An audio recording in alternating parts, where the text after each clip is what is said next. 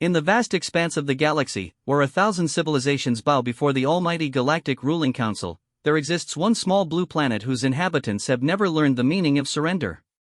While empires that span star systems grovel for mercy and offer their finest treasures as tribute, humanity stands alone, defiant, stubborn, and utterly convinced that freedom cannot be bought, sold, or surrendered. The Council has ruled for 10,000 years. Their fleets have never known defeat. Their demands have never been refused. Until now.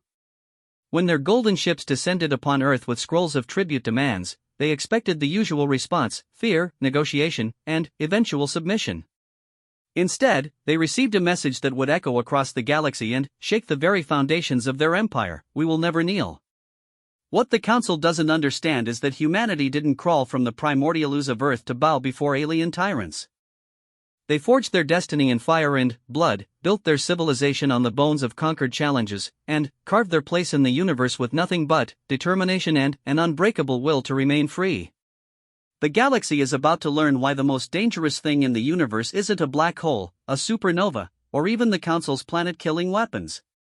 It's a species that would rather die standing than live on their knees. This is the story of humanity's greatest stand, and the galaxy's greatest awakening. The golden ships arrived on a Tuesday morning, their hulls gleaming like molten metal against the blue sky of Earth.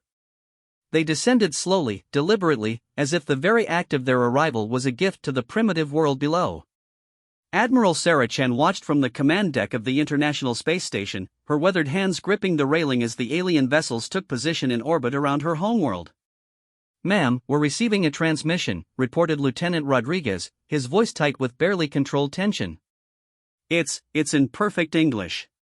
Chen nodded grimly. She had expected this.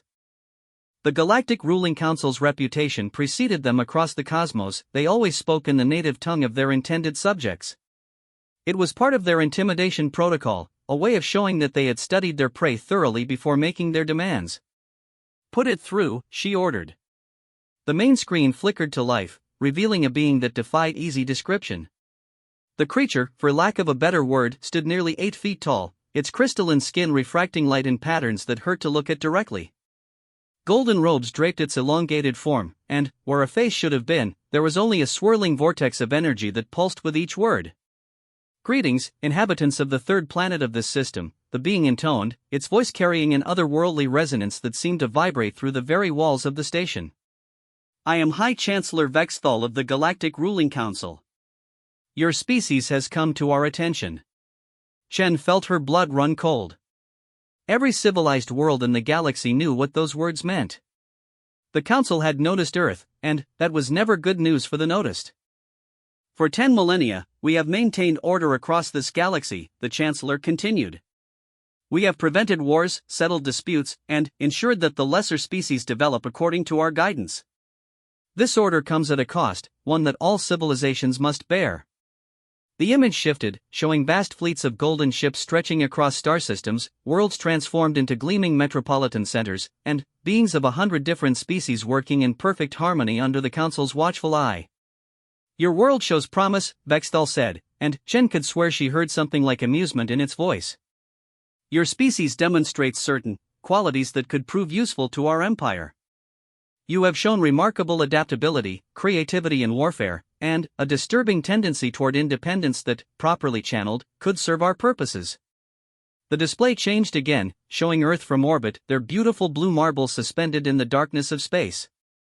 Red markers appeared across the planet's surface, highlighting major population centers, military installations, and industrial complexes. "Therefore, the Council has decided to extend to humanity the privilege of joining our empire," the Chancellor announced. "Your tribute obligations will be as follows: 20% of your world's total population, to be selected by our criteria, will be relocated to serve our needs across the galaxy. Your most brilliant minds will be assigned to our research facilities. Your strongest warriors will join our peacekeeping forces. Your most creative individuals will contribute to our cultural archives." Chen's hands tightened on the railing until her knuckles turned white. Around her, the bridge crew stood frozen in horrified silence as the implications of the demand sank in. 20% of Earth's population, that was over 1.5 billion people. Additionally, Vexthal continued, seemingly oblivious to the impact of its words, your world will provide the following resources annually: 50% of your refined metals, 70% of your energy output, and 80% of your agricultural surplus. In return, you will receive our protection, our guidance, and the privilege of contributing to the greatest civilization the galaxy has ever known. The Chancellor paused, and the swirling energy that served as its face seemed to focus directly on the camera, as if it could see through the transmission to the humans watching on the other end. You have 7 of your solar days to prepare your first tribute shipment, it said. Our collection vessels will arrive on the 8th day. Compliance is not optional. Resistance is futile. Welcome to the galactic community. The transmission ended, leaving the bridge in stunned silence. For a long moment, nobody spoke. Nobody moved. The weight of the Council's demands seemed to hang in the air like a physical presence, pressing down on them all. Finally, Lieutenant Rodriguez found his voice. Ma'am, what are our orders? Chen stared at the blank screen for several more seconds before turning to face her crew. These were good people, she knew, dedicated soldiers who had spent their lives protecting Earth and humanity. They deserved better than this. Humanity deserved better than this. Open a channel to all Earth-based governments, she commanded. Emergency priority. And, get me Director Harrison at the Global Defense Initiative. Yes, ma'am, Rodriguez replied, his fingers flying across his console. Channel open in 30 seconds. Chen took a deep breath, straightening her uniform and composing herself. In a few moments, she would be addressing the leaders of every nation on Earth, delivering news that would change the course of human history. She thought about her daughter, safe in her college dormitory in New York. She thought about her grandson, barely 2 years old, just learning to walk. She thought about the billions of people going about their daily lives below, unaware that their freedom, their very existence, had just been threatened by forces beyond their comprehension. The communication light flashed green, indicating that she was now connected to every major government center on the planet. Presidents, prime ministers, generals, and advisors were all waiting to hear what she had to say. This is Admiral Sarah Chen of the International Space Station, she began, her voice steady despite the chaos of emotions swirling inside her. I am addressing all Earth governments regarding a matter of planetary security. Approximately 10 minutes ago, we received a communication from an alien entity calling itself the Galactic Ruling Council. She paused, allowing the weight of those words to sink in.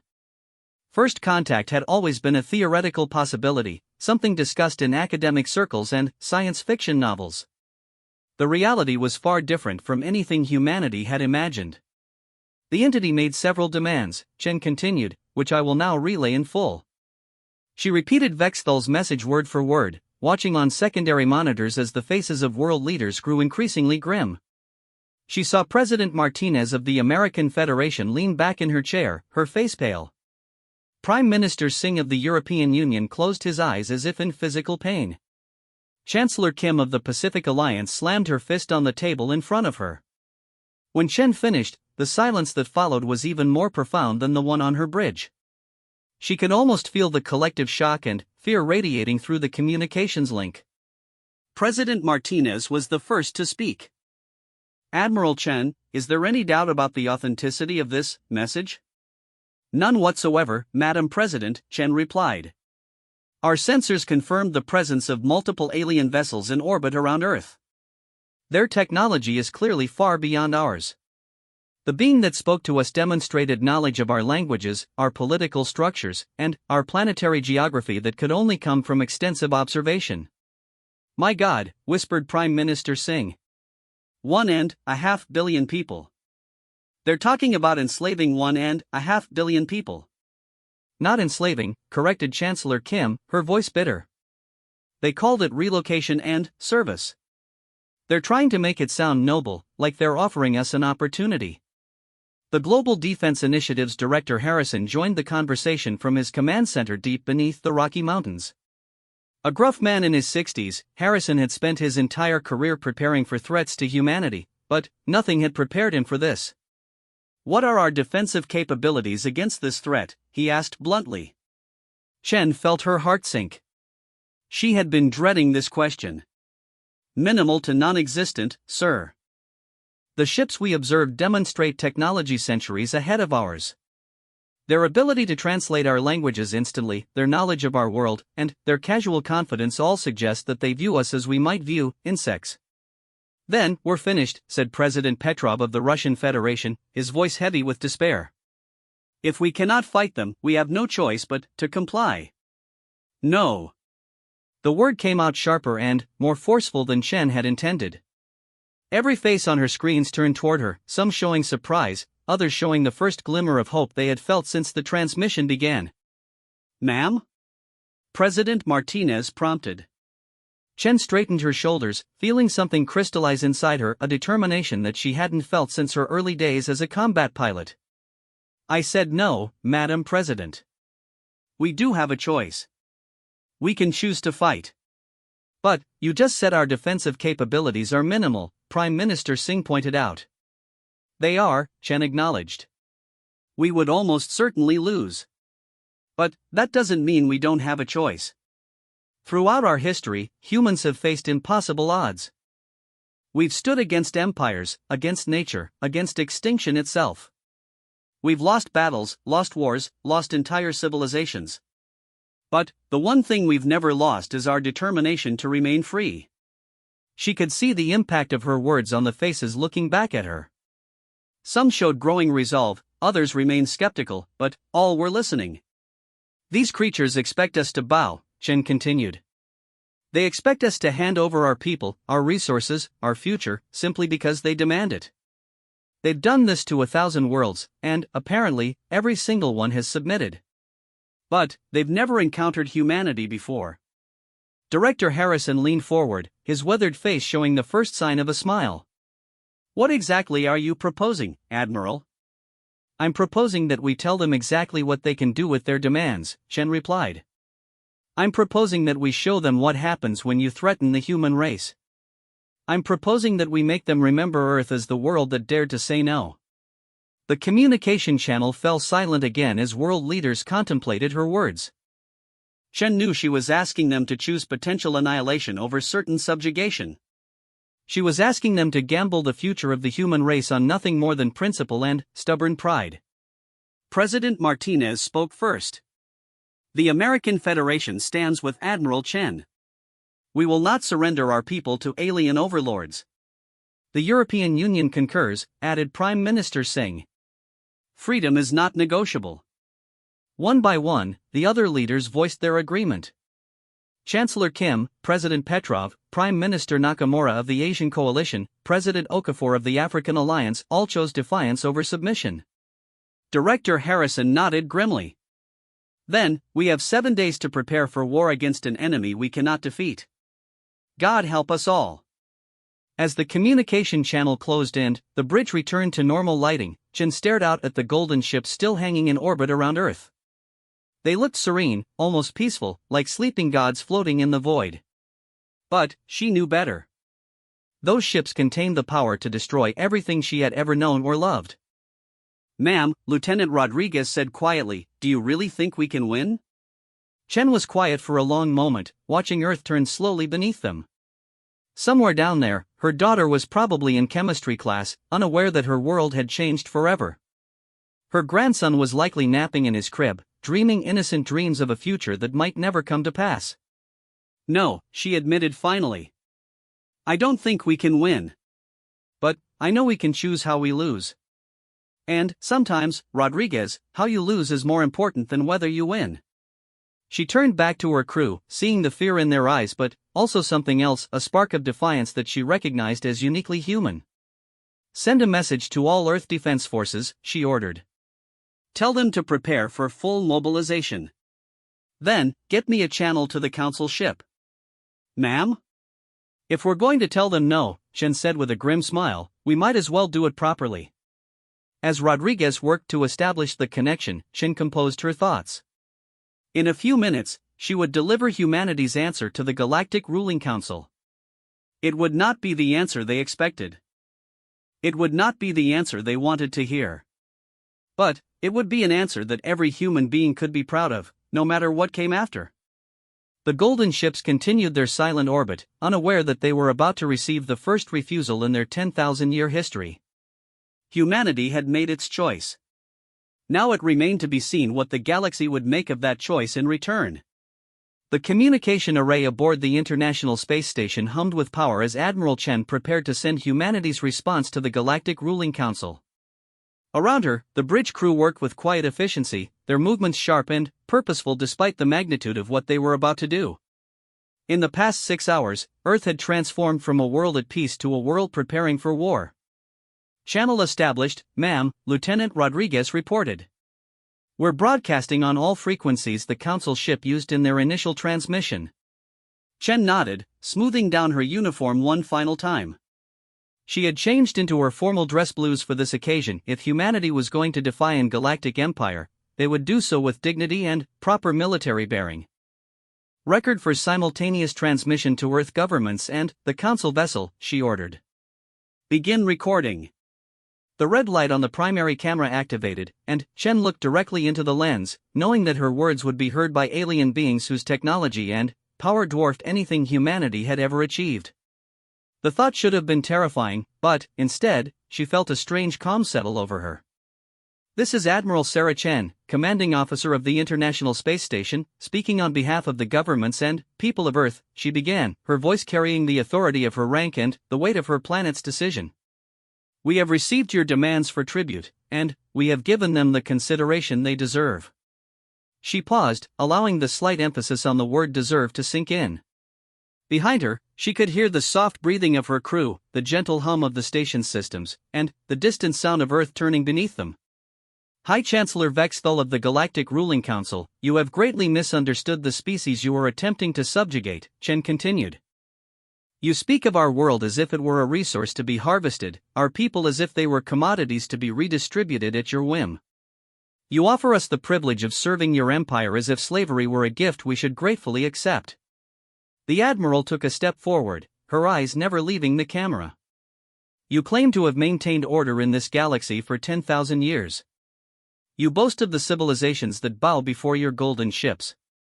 You speak with the confidence of those who have never been challenged, never been denied, never encountered a species foolish enough to value freedom over survival. A slight smile played at the corners of her mouth, the same expression she might wear when explaining a particularly complex tactical concept to a junior officer. Allow me to introduce you to humanity, she said. We are the species that crawled from the caves of our world and declared that we would master fire, despite having no fur to protect us from the cold. We are the species that looked at vast oceans and decided to cross them in wooden boats, despite having no gills to breathe underwater. We are the species that gazed up at the stars and swore we would touch them, despite having no wings to lift us from the ground. Chen's voice grew stronger, more passionate, as she continued. We have faced extinction more times than our historians can count. Ice ages that should have frozen us to death. Volcanic eruptions that should have choked us with ash. Plagues that should have wiped us from existence. Predators that were stronger, faster, and better armed than we were. Each time, we survived. Each time, we grew stronger. Each time, we looked at the force that sought to destroy us and said the same words our species has been saying since we first stood upright on the African savanna. She leaned forward, her eyes blazing with an intensity that seemed to burn through the camera lens itself. We will never kneel. The words rang through the bridge like a bell, echoing off the walls and seeming to reverberate through the very structure of the space station. Chen straightened, returning to her formal military bearing. You demand 20% of our population as tribute. We refuse. You demand our brightest minds, our strongest warriors, our most creative spirits. We refuse. You demand our resources, our energy, our agricultural output. We refuse. You offer us protection and guidance in exchange for our freedom. We refuse that as well. She clasped her hands behind her back, a gesture that conveyed both military discipline and absolute resolve. Perhaps you believe that your superior technology makes our refusal irrelevant. Perhaps you think that our primitive weapons pose no threat to your mighty vessels. Perhaps you assume that our fear will eventually overcome our defiance, and we will crawl to you begging for mercy.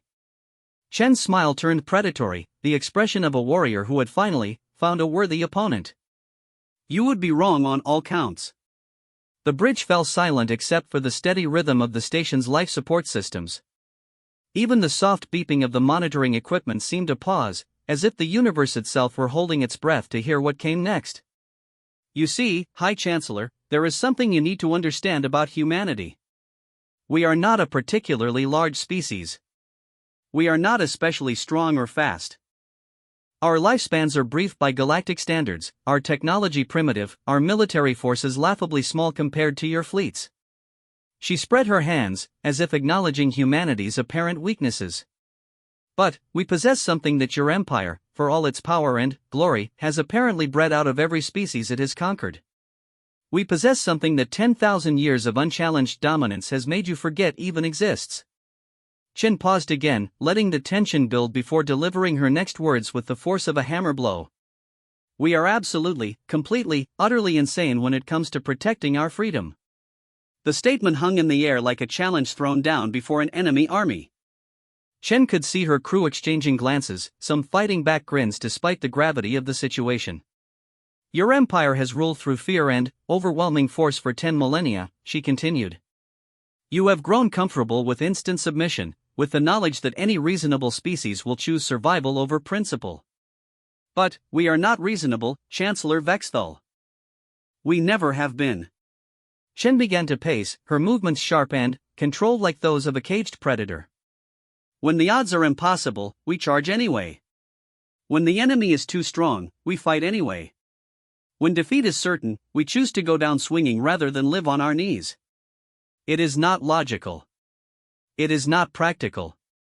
It makes no tactical or strategic sense whatsoever. But, it is who we are. She stopped pacing and faced the camera again, her expression deadly serious. So here is humanity's counterproposal to your demands: leave. Leave our solar system, leave our space, and never return. Take your golden ships and your 10,000-year empire and find some other species to terrorize.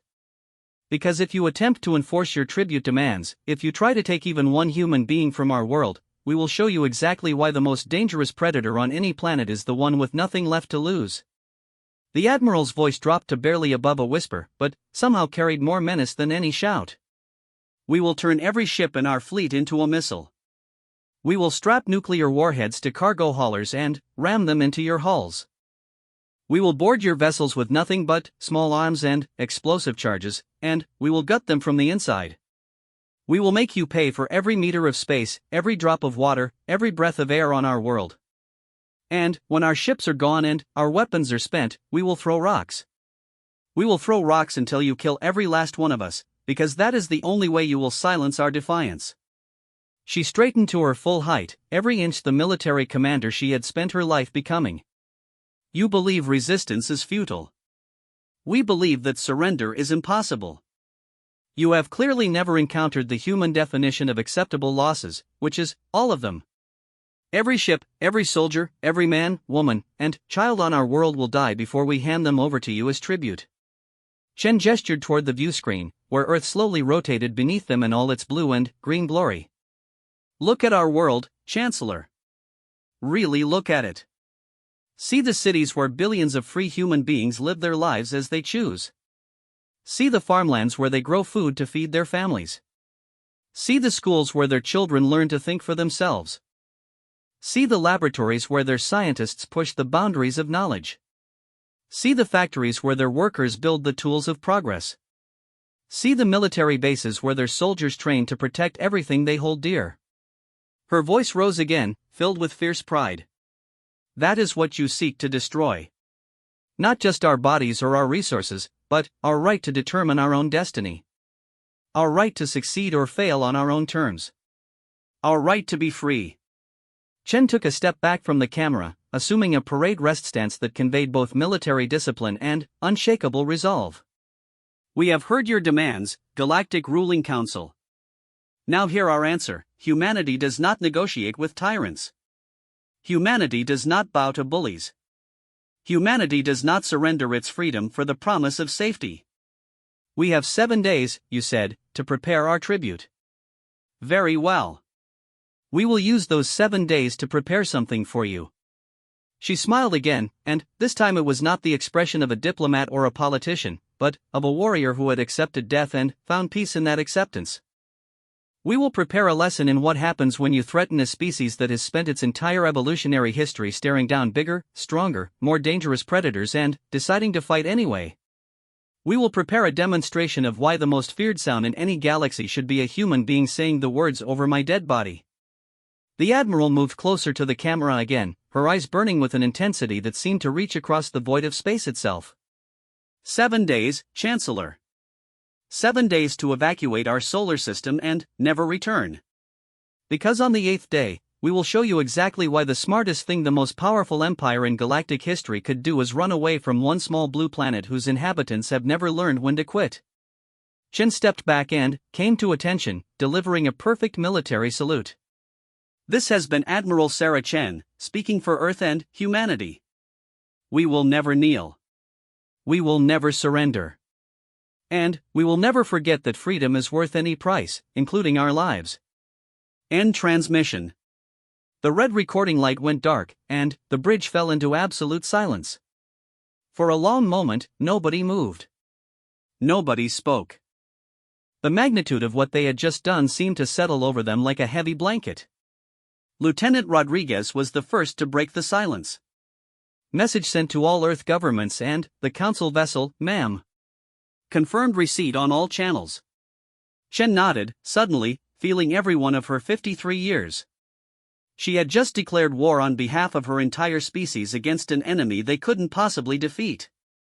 She had committed humanity to a course of action that would almost certainly result in their extinction. And, yet, she felt no regret, only a strange sense of completion, as if she had finally done what she was born to do.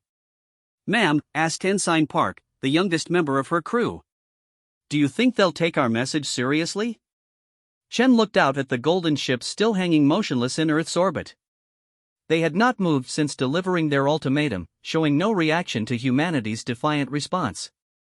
They simply waited, patient as death itself, confident in their overwhelming superiority. I think, Chen said slowly, that in about 30 minutes, we're going to find out whether the Galactic Ruling Council has ever encountered a species crazy enough to choose mutual destruction over submission. She turned to address her full crew, seeing her own resolve reflected in their faces. All stations, battle alert. Contact Earth Command and inform them that as of this moment, humanity is at war. God help us all. As alarms began to sound throughout the station and Earth's defense forces mobilized for a battle they could not win, the golden ships continued their silent vigil. But something had changed in the void between the stars. For the first time in 10,000 years, the Galactic Ruling Council had been told no. And, somewhere in the vast darkness of space, other species who had long ago submitted to the Council's rule began to hear whispers of a small blue world whose inhabitants had dared to defy the undefiable. The galaxy was about to learn what humanity meant when they said never. The war room buried 3 kilometers beneath the Swiss Alps had never seen activity like this. General Marcus Thompson stood before a wall of monitors that displayed every active military installation on Earth, each one showing the same frantic pattern of preparation. Soldiers loading weapons they knew were inadequate. Pilots running diagnostics on fighters that would be outclassed by a factor of centuries. Engineers working around the clock to modify civilian ships into improvised weapons platforms. Status report, Thompson commanded, his gravelly voice cutting through the organized chaos surrounding him. Colonel Sarah Martinez looked up from her tablet, her face grim. All major powers have confirmed full mobilization, sir. We've got approximately 2.3 million active military personnel worldwide, with another 8 million reserves being called up as we speak. Thompson nodded, though both of them knew the numbers were meaningless against an enemy that could obliterate planets. What about the civilian modifications? Every space-capable vessel on the planet is being retrofitted, reported Major Chen, Admiral Chen's younger brother who had been rushed down from the orbital defense grid. Commercial cargo haulers, research vessels, even private yachts. We're strapping whatever explosive payloads we can manufacture onto anything that can achieve orbit. The general studied the tactical display showing Earth's pathetically small fleet of defensive vessels. Humanity had been focused on exploration and commerce, not warfare. Their largest warships were patrol cruisers designed to handle pirates and smugglers, not face down an interstellar empire. And the theoretical weapons? Thomson asked, turning to Dr. Elizabeth Hawking, the brilliant physicist who had been pulled from her laboratory at CERN to join the Emergency Planning Committee. Dr. Hawking adjusted her glasses, her normally disheveled appearance even more chaotic after 3 days of non-stop work. We're making progress, sir. The nuclear modification program is ahead of schedule. We should have every warhead on the planet converted to maximum yield dirty bombs within 72 hours. She pulled up a holographic display showing the modifications. Instead of clean fusion burns, we're packing them with cobalt-60 and other radioactive materials. Even if we can't penetrate their hulls, we might be able to irradiate their interiors enough to cause problems. What kind of problems? Thomson asked. Unknown, sir. We have no idea what their biology looks like or how they react to radiation. But, if they breathe atmosphere of any kind, if they have organic components, if they rely on electronics that can be disrupted by electromagnetic pulses, there's a chance we can hurt them. Major Chen cleared his throat.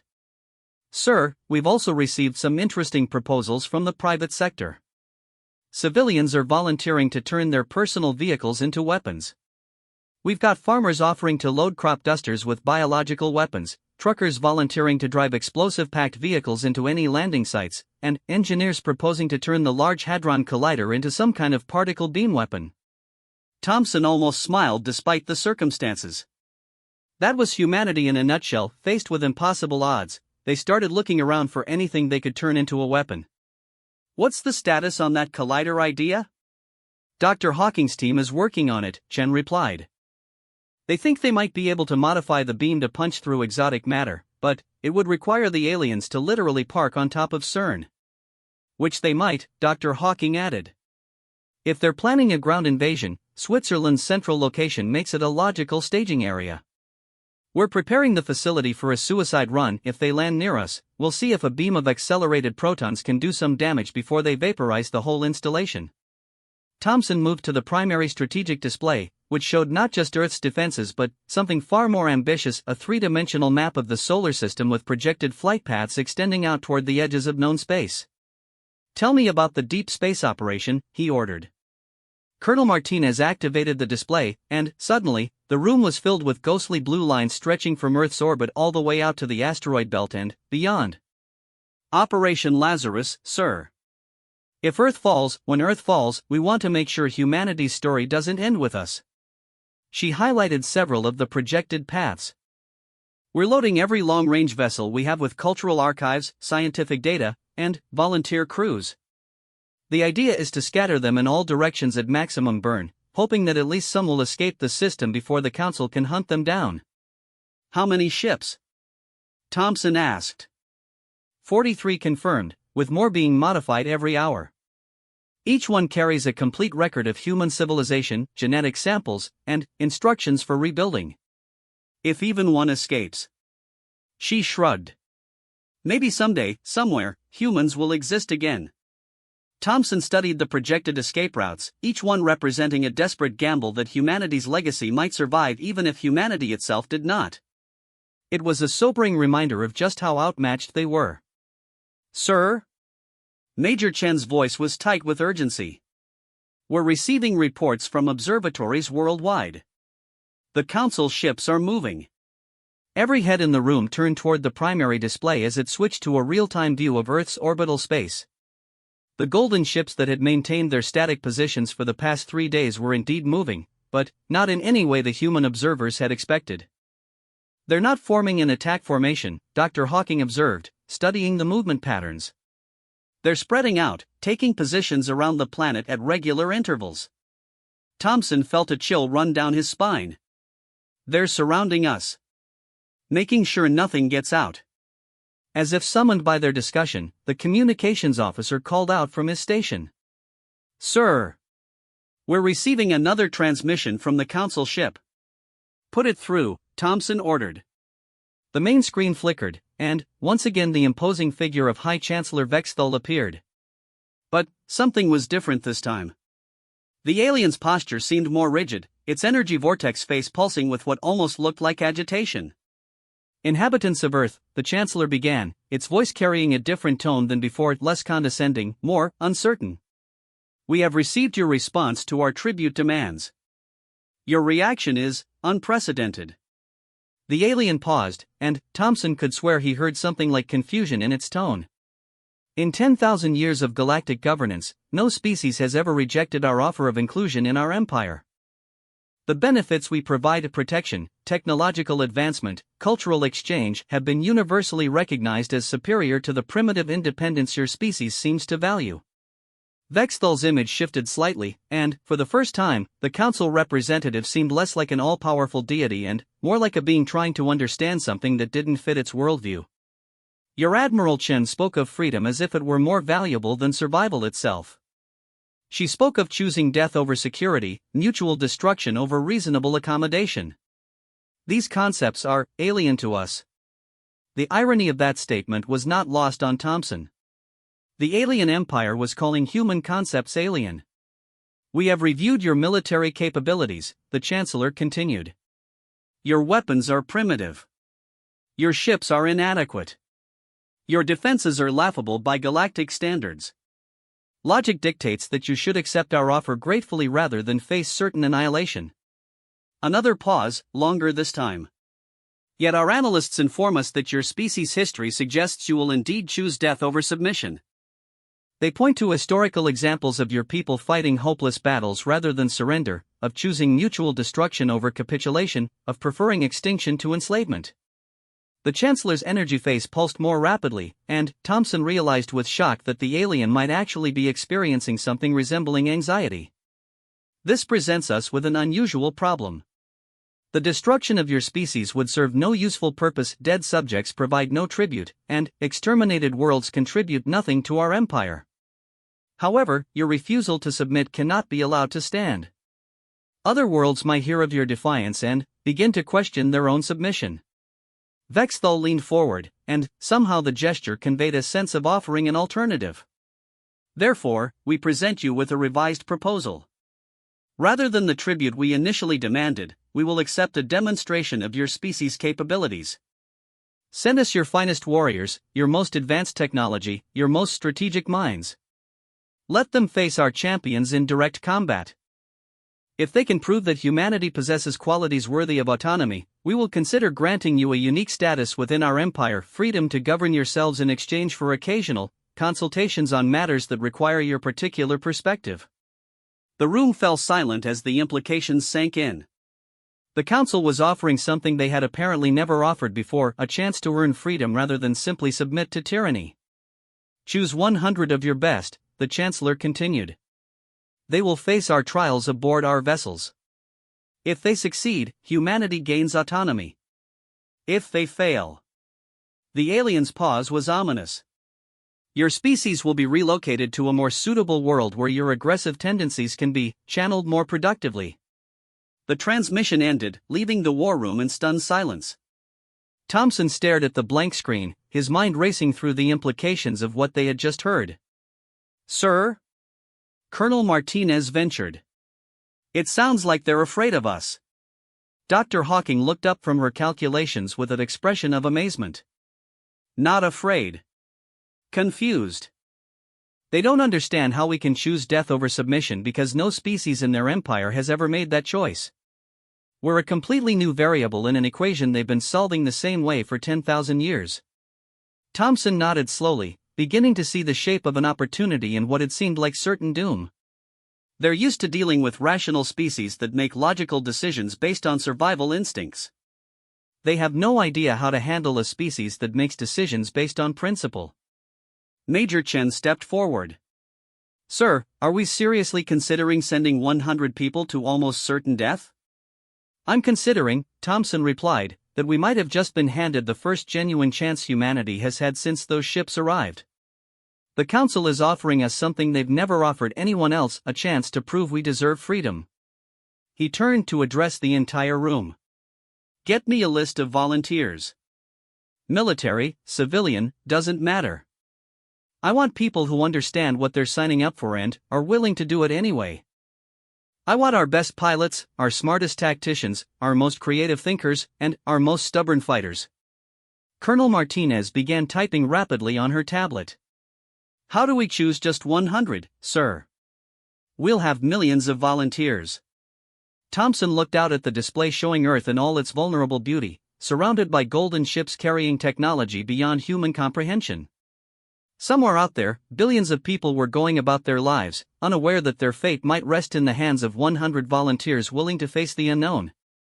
We choose the ones who best represent what it means to be human, he said finally. The ones who embody everything the Council doesn't understand about us. The ones who will look at impossible odds and say, challenge accepted. Dr. Hawking cleared her throat. Sir, there's something else to consider. If this is a genuine offer, if there's really a chance to earn our freedom, then we need to send people who can not only fight but think. People who can figure out what the Council really wants from us and find a way to give it to them without compromising who we are. Thompson nodded. Put together a selection committee.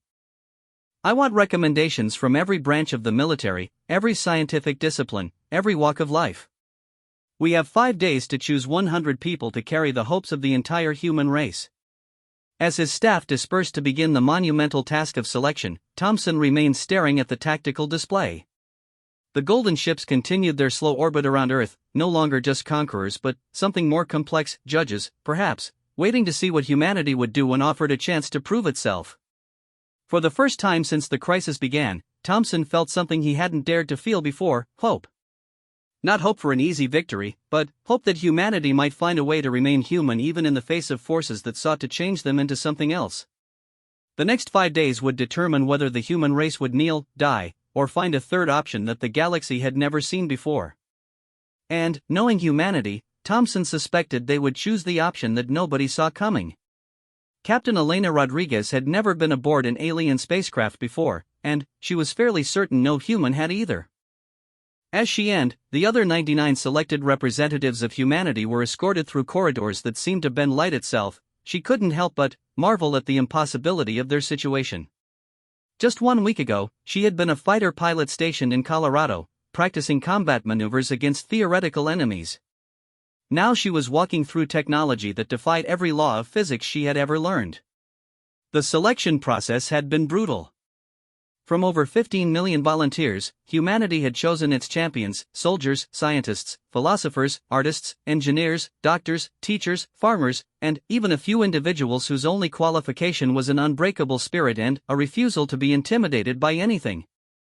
Elena had been chosen not just for her combat skills, but for her ability to think tactically under pressure and her record of turning impossible situations into victories.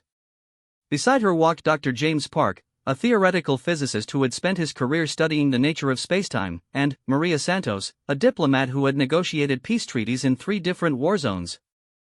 Behind them came Sergeant William Chen, no relation to Admiral Chen but sharing the same uncompromising backbone, and Dr. Amara Okafor, a xenobiologist who had been studying extremophile organisms in preparation for exactly this kind of first contact scenario.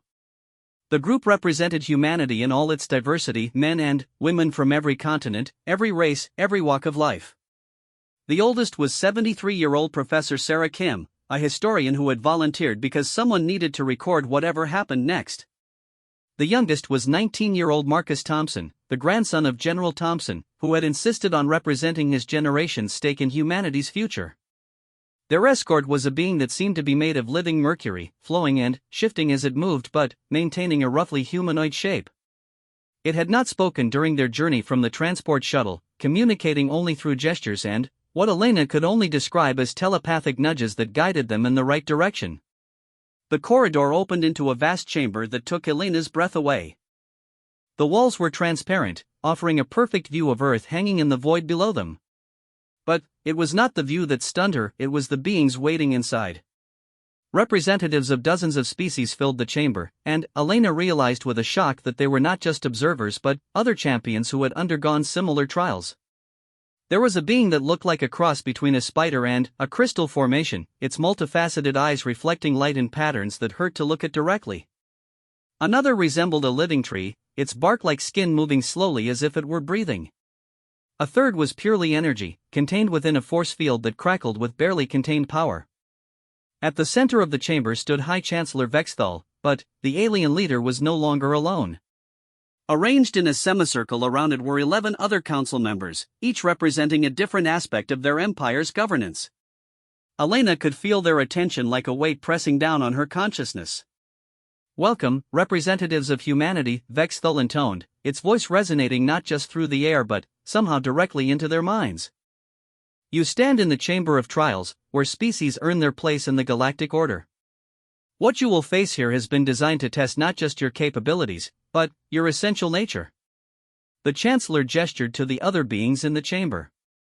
"These are the champions of species that have undergone the same trials. Some earned autonomy through wisdom.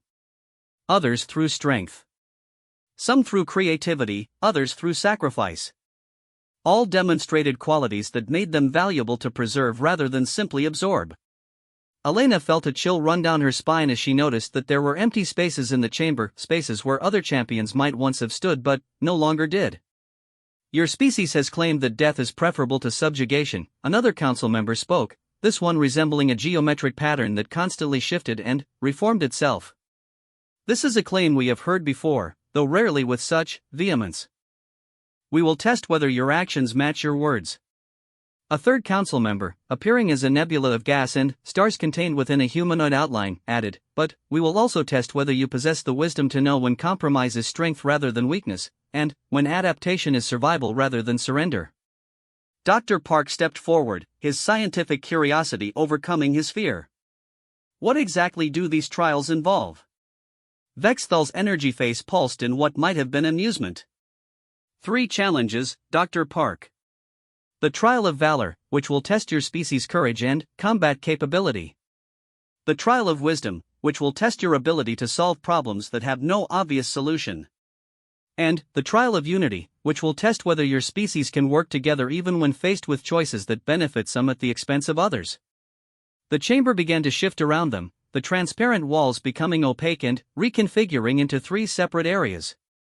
Elena watched in fascination as gravity itself seemed to respond to the ship's will, creating distinct environments within the same space. "Each trial will involve all 100 of your representatives," the geometric council member explained. "Success in each trial is measured not by perfect performance, but by demonstration of the essential qualities that make your species unique. Failure." It paused meaningfully. "Failure results in your species being deemed incompatible with galactic civilization." Maria Santos, drawing on her diplomatic training, asked, "And what happens to species deemed incompatible?" The silence that followed was answer enough. Sergeant Chen stepped forward, his military bearing evident even in the alien environment. "When do we begin?" "Now," Vexthal replied. The first trial began without warning. The section of the chamber designated for the trial of valor suddenly filled with what appeared to be a perfect recreation of a human urban environment, but one under attack by creatures that seemed designed specifically to exploit human fears. Giant predators that moved with impossible speed, swarms of smaller enemies that attacked from all directions, and environmental hazards that required split-second decisions to navigate. But Elena quickly realized this was not simply a combat simulation. The creatures were not randomly aggressive, they were testing specific aspects of human behavior. The giant predators could only be defeated by coordinated group tactics. The swarms required individuals to sacrifice their own safety to protect others. The environmental hazards demanded that humans make choices between saving strangers and advancing their mission. "It's not about winning," Elena shouted to the others as she ducked under a mechanical tentacle that could have crushed her skull. "It's about showing them how we fight." The humans dispersed through the urban environment, and Elena watched with pride as her species demonstrated exactly what made them unique. Soldiers protected civilians they had never met. Scientists shared critical information even when it put them at disadvantage. Athletes pushed their bodies beyond safe limits to carry injured companions to safety. Marcus Thompson, the youngest of their group, found himself facing one of the giant predators alone when his tactical position was overrun. Instead of retreating or calling for help, the 19-year-old grabbed an improvised explosive device and charged directly at the creature, detonating it at point-blank range. He survived, barely, but his willingness to sacrifice himself for the mission was noted by every being watching. Dr. Okafor, the xenobiologist, made a discovery that changed the entire dynamic of the trial. She realized that the creatures were not truly alien but were constructed based on human psychological profiles. They were designed to trigger fight or flight responses. Instead of fighting them, she began communicating with them, using principles of animal behavior to turn enemies into allies. The trial of valor concluded with humanity having lost 12 members, not to death, but to transportal away from the combat zone when they were judged to have taken damage that would have been fatal. Elena was relieved to see that this seemed to be considered acceptable rather than a failure. The trial of wisdom began immediately. The urban environment dissolved, replaced by a vast library filled with information in thousands of different languages and symbol systems. At the center of the library was a problem that defied easy categorization, a mathematical equation that seemed to describe the fundamental structure of reality itself, but with variables that made no logical sense. The question, announced the Nebula Council member, is not whether you can solve this equation. The question is whether you can determine what it means and why it matters. Elena watched as the humans spread out through the library, each drawn to different types of information. Dr. Park gravitated toward the mathematical and physical sciences. Professor Kim focused on historical and cultural records. Dr. Okafor studied biological and evolutionary data. But it was Maria Santos who made the crucial insight. It's not an equation, she announced after 3 hours of collaborative analysis. It's a treaty. This is how the Council negotiates agreements between species with completely different logical frameworks. The realization transformed everything. What had appeared to be an impossible mathematical problem was actually a diplomatic document written in a universal language that transcended individual species' ways of thinking. The humans began working together to decode not just the content of the treaty, but its implications for how different forms of consciousness could coexist. Young Marcus Thompson, drawing on his generation's intuitive understanding of complex systems, identified patterns that the older, more experienced humans had missed. Dr. Park provided the mathematical foundation for their solutions. Professor Kim contributed historical context that revealed how similar challenges had been resolved in Earth's past. But it was Elena who provided the final piece of the puzzle. Drawing on her tactical training, she recognized that the treaty was not just about coexistence but about defense. It was a mutual protection agreement that allowed diverse species to maintain their individual identity while contributing to collective security. You're not just governing the galaxy, Elena announced to the Council. You're protecting it. From something. The silence that followed was profound. For the first time since the trials began, Elena sensed that the humans had surprised their judges. The trial of unity began with a scenario that Elena recognized immediately as a classic prisoner's dilemma, but scaled up to involve all 100 human representatives. They were presented with resources that could either be distributed equally among all participants, ensuring everyone's survival but limiting everyone's potential, or concentrated among a smaller group, allowing some to thrive while others suffered. But the humans had been watching and learning throughout the previous trials. They had seen how other species approached these challenges, and, more importantly, they had seen how the Council evaluated responses.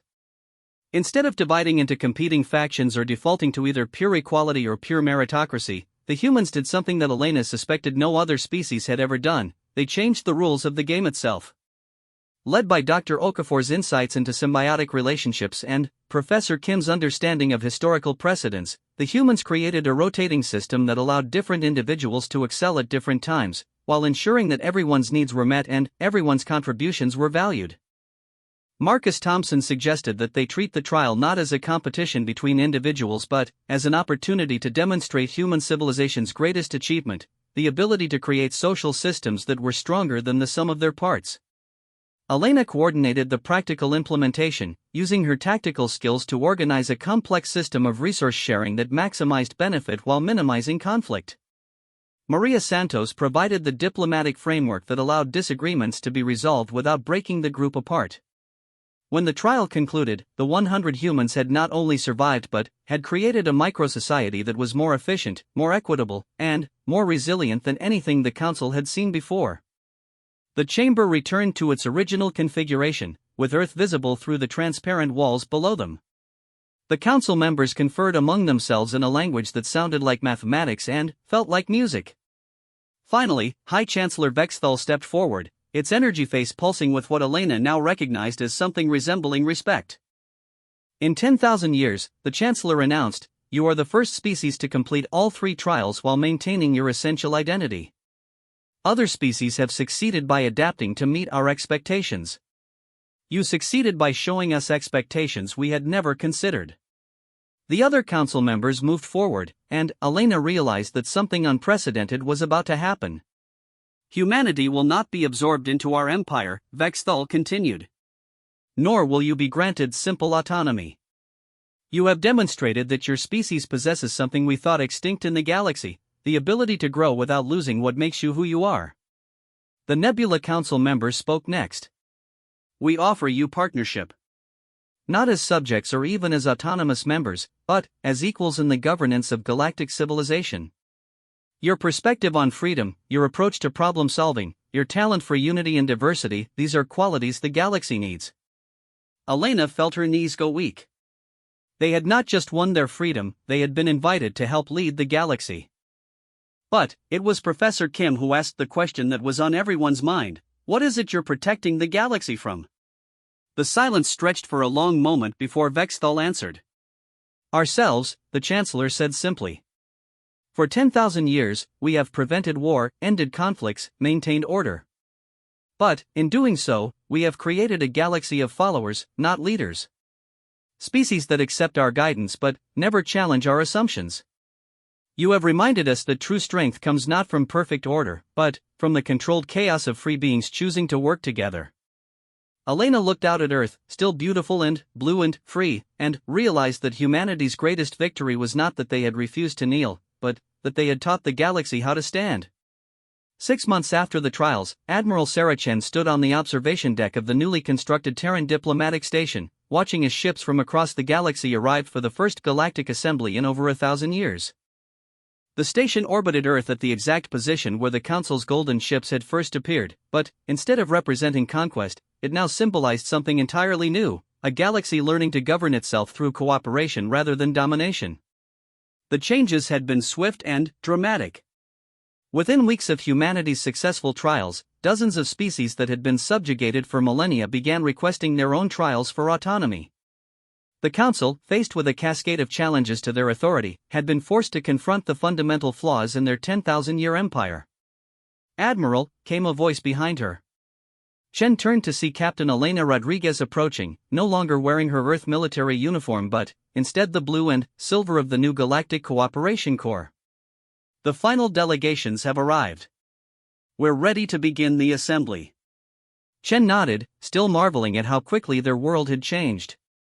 Rodriguez had become one of the primary liaisons between humanity and the Council, her experience in the trials making her invaluable in helping other species understand what true independence meant. How many species are represented? Chen asked. 437 confirmed, with more arriving every hour, Rodriguez replied. Including 12 species that the Council had classified as extinct but who were actually hiding in remote systems, waiting for the Empire to fall. The two women walked through corridors filled with beings Chen was still learning to identify. A delegation of crystalline entities that communicated through harmonic resonance passed by, their song creating visible patterns in the air. Behind them came representatives of the Verdani Collective, plant-based beings who had achieved spaceflight by growing their ships rather than building them. But it was not just the alien species that had changed. Humanity itself had been transformed by their new role in galactic affairs. Earth had become the unofficial capital of a growing movement toward decentralized governance, with human philosophers, scientists, and diplomats working alongside their alien counterparts to develop new models of interspecies cooperation. Dr. James Park, who had remained aboard the station as head of the newly formed Institute for Galactic Understanding, met them at the entrance to the main assembly hall. His team had spent months developing translation protocols that could handle not just different languages but entirely different ways of processing information. The Council members are already seated, he reported. But they're not sitting in their traditional positions of authority. They've taken places among the other delegations, as equals. Chen smiled at that. The transformation of the Council itself had been perhaps the most remarkable change of all. Faced with the reality that their empire had been built on the suppression of exactly the qualities that made civilization strong, they had voluntarily dissolved their absolute authority and requested to be reconstituted as advisors and facilitators rather than rulers. High Chancellor Vexthal had undergone the most dramatic change of all. The being that had once demanded tribute from humanity now served as coordinator of the assembly, using its vast experience to help guide discussions while carefully avoiding any attempt to impose its will on the proceedings. As Chen entered the assembly hall, she was struck by the magnificent chaos of it all. The chamber was vast enough to hold representatives from hundreds of species, but instead of the rigid hierarchy that had characterized council governance, the seating was arranged in interlocking circles that allowed every delegation to see and be seen by every other delegation. At the center of the assembly, a holographic display showed the current state of the galaxy. Green markers indicated worlds that had achieved full autonomy. Yellow markers showed worlds in transition, working toward independence with council support. Red markers indicated areas of conflict or instability that required intervention.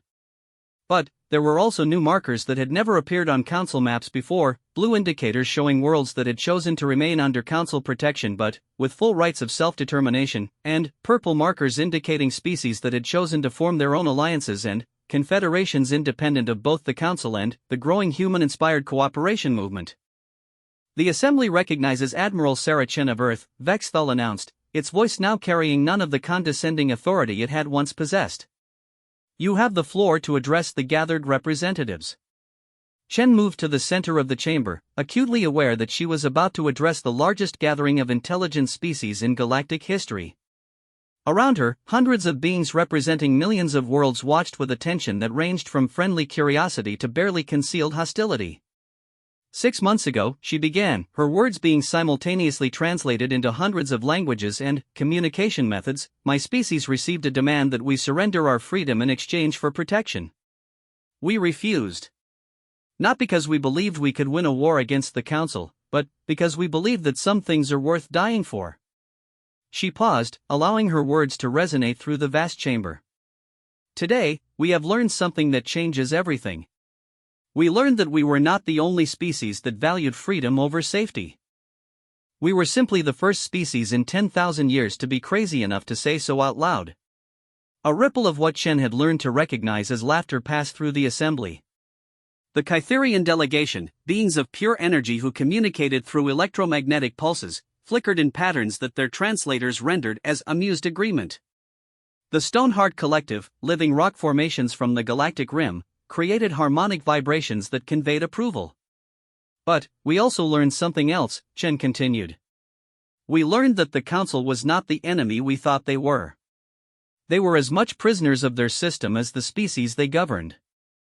They had created a galaxy of peace and order, but, in doing so, they had eliminated the very diversity and innovation that makes civilization strong. She gestured toward the council members, who sat quietly among the other delegations.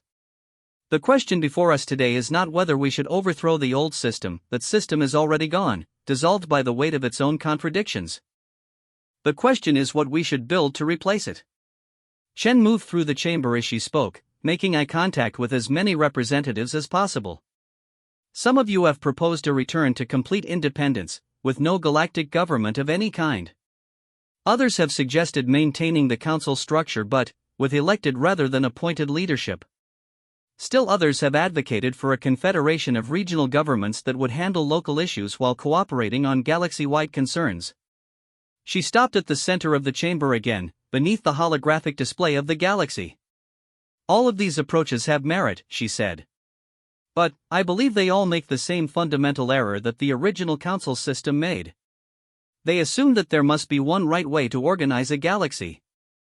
The chamber fell silent as delegates contemplated her words. What if there isn't? Chen asked. What if the galaxy is too big, too diverse, too complex to be governed by any single system? What if the answer is not to find the perfect government, but to allow different regions, different species, different worlds to govern themselves according to their own values and needs, while maintaining protocols for cooperation when their interests align? She activated her personal communicator, and the holographic display changed to show a new map of the galaxy. Instead of uniform markers indicating a single type of governance, it showed a complex tapestry of different governmental systems, trade relationships, mutual defense agreements, and cultural exchange programs. This is what we propose, Chen announced. Not a galactic government, but a galactic framework for cooperation. Not a single authority that makes decisions for everyone, but a network of relationships that allows every species to remain true to itself while contributing to the common good. The display zoomed in to show specific examples. The crystalline harmonies had formed a musical confederation where decisions were made through symphonic compositions. The wanderer fleets had maintained their nomadic lifestyle while serving as communication links between distant regions. The Verdani Collective had created growing trading posts that served as neutral meeting grounds for species that might otherwise be incompatible. In this system, Chen explained, the former council serves as a facilitation body, using their experience and knowledge to help resolve conflicts and coordinate responses to galaxy-wide threats. But they no longer have the authority to impose their will on anyone. She looked directly at Vexthal and the other former council members. Species that want protection can request it and receive it, but protection becomes a service provided by mutual agreement, not a burden imposed by conquest. Species that want to join larger alliances can do so freely. Species that prefer isolation are free to remain isolated as long as they don't threaten others. The chamber erupted in discussion as delegates conferred with their compatriots and translated her proposals into their own cultural contexts. Chen watched the controlled chaos with satisfaction. This was what democracy looked like when it involved hundreds of species with completely different ways of thinking. After nearly an hour of debate, Vexthal called for order. The proposal from Earth has been heard and discussed. But, before we proceed to any decisions, there is a matter that must be addressed. The former chancellor activated a new display, and the chamber fell silent as they saw what it revealed. At the very edge of the galaxy, beyond the furthest explored systems, vast shapes were moving in the darkness between stars. This is why the council was formed 10,000 years ago, Vexthal explained. This is the threat we have been preparing to face. They are called the Devourers, and they consume not just worlds, not just species, but entire civilizations. They turn the diversity and creativity of life into fuel for their expansion. The images showed worlds stripped bare of all organic matter, systems where stars had been extinguished, and empty regions of space where entire clusters of civilizations had once thrived. They move slowly, another council member added, but they move inevitably. Our calculations suggest they will reach the populated regions of our galaxy within 300 years. Chen felt her blood run cold. 300 years seemed like a long time, but, on galactic scales, it was barely a moment. This is why we needed unity, Vexthal continued. This is why we suppressed diversity in favor of coordination. We believe that only a single, unified response could hope to stand against such a threat. The chamber had fallen into stunned silence as the implications sank in. Every discussion of governmental systems and species autonomy suddenly seemed trivial in the face of existential threat. But it was Marcus Thompson, now a full ambassador despite his young age, who broke the silence with a question that cut to the heart of the matter. Did it work? He asked. Did 10,000 years of unity and coordination actually prepare us to fight the Devourers? The pause before Vexthal answered told them everything they needed to know. No, the former chancellor admitted. We created a galaxy of followers who could execute orders perfectly, but we eliminated the innovators and free thinkers who might actually find a solution to an impossible problem. Chen felt a smile spreading across her face as she realized what this meant. Then, we were right, she said. Not just about freedom being worth dying for, but about diversity being stronger than uniformity. If the Council's approach wasn't working, then maybe the galaxy needs exactly what we've been building, a chaotic, diverse, unpredictable collection of civilizations that think in completely different ways. Dr. Park stepped forward from the human delegation. The Devourers represent a problem that has never been solved because it's been approached the same way for 10,000 years. But what if there isn't just one solution? What if it takes hundreds of different approaches, developed by hundreds of different species with hundreds of different ways of thinking? The energy in the chamber began to shift from despair to something Chen recognized as uniquely human, the excitement of facing an impossible challenge and deciding to take it on anyway. 300 years, Rodriguez mused. Enough time to build the most diverse, creative, innovative coalition the galaxy has ever seen. Enough time, agreed the Kytherian representative, to turn our greatest weakness, our inability to agree on anything, into our greatest strength. Chen looked around the chamber and saw something that would have been impossible under the old council system: hundreds of species, each thinking in their own unique way, all beginning to focus on the same problem from completely different angles. Then, that's our answer, she announced. We don't need to choose between order and chaos, between unity and diversity. We need both. We need a galaxy diverse enough to generate solutions we can't imagine, and organized enough to implement them when we find them. The vote, when it finally came, was not a single yes or no decision but a complex web of agreements that allowed every species to contribute according to their strengths while maintaining their independence. It was messy, complicated, and utterly unprecedented. It was also, Chen realized as she watched the results tabulated in hundreds of different formats, the most human thing the galaxy had ever done. As the assembly concluded and delegates began returning to their homeworlds to implement the new framework, Chen remained on the observation deck, watching Earth turn slowly below her. In just 6 months, her species had gone from facing extinction to helping lead a galactic transformation. But, more than that, they had given the galaxy something it had lost long ago: hope that impossible problems might have solutions that nobody had thought of yet. 300 years until the Devourers arrived. It seemed like an impossibly short time to save an entire galaxy. But, then, again, Chen reflected, humanity had always specialized in doing impossible things. The galaxy was about to learn just how creative billions of free beings could be when they decided to solve a problem together.